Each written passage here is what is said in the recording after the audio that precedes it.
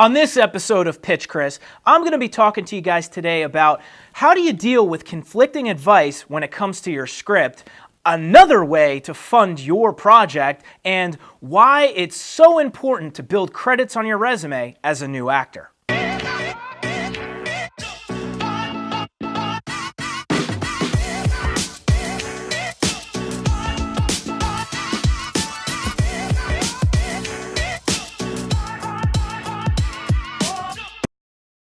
Hi, and welcome to episode 15 of Pitch Chris, where you guys ask me questions about the entertainment industry and I answer them for you. To ask me a question, simply go to my social media at Chris Blasio, hashtag Pitch Chris, and I'll be happy to answer all the questions you guys have. This first question comes from Jenny. Let's see what Jenny's got.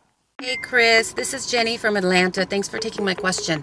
I'm a production assistant, actor, and writer here in Atlanta, and I have a script that I've gotten some very valuable feedback from two different experienced screenwriters in the industry.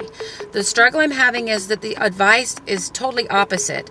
One gentleman gave me suggestions for the script to make the script and the story stronger, while the other gentleman suggested I take the script in an entirely different direction to make it more marketable now. So the question I have for you is, if this were your script, which direction would you go?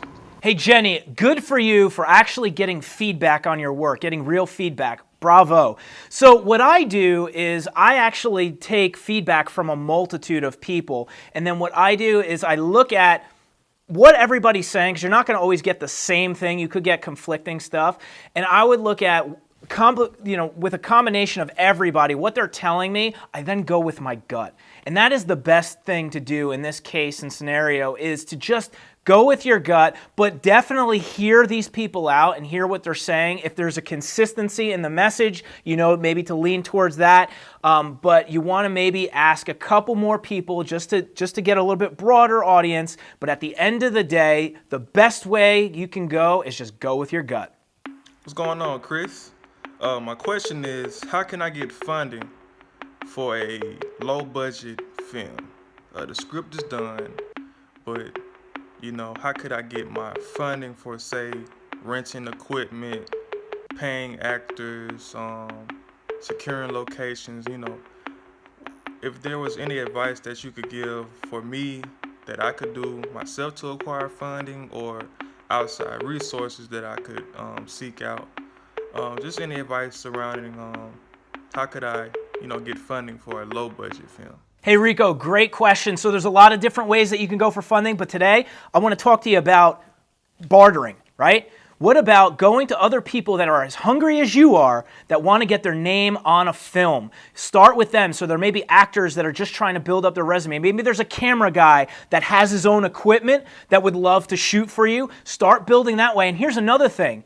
You got 100% equity right now in your film. Maybe if there's going to be an equity involvement, give up a little of the back end to some of these people to help bring them into the project. You can get really, really good talent that way, even if they already have some credits on the resume. So think of it that way. Think of a bartering situation, and that's how you're going to be able to get your project done.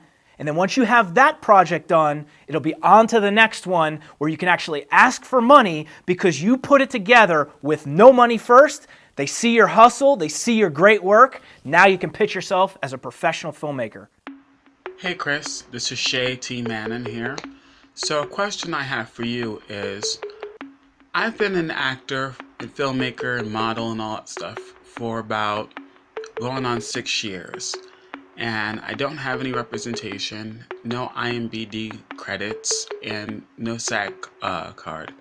My question is, what are some things an actor like me can do to get to the next level in our step without those things? Thank you.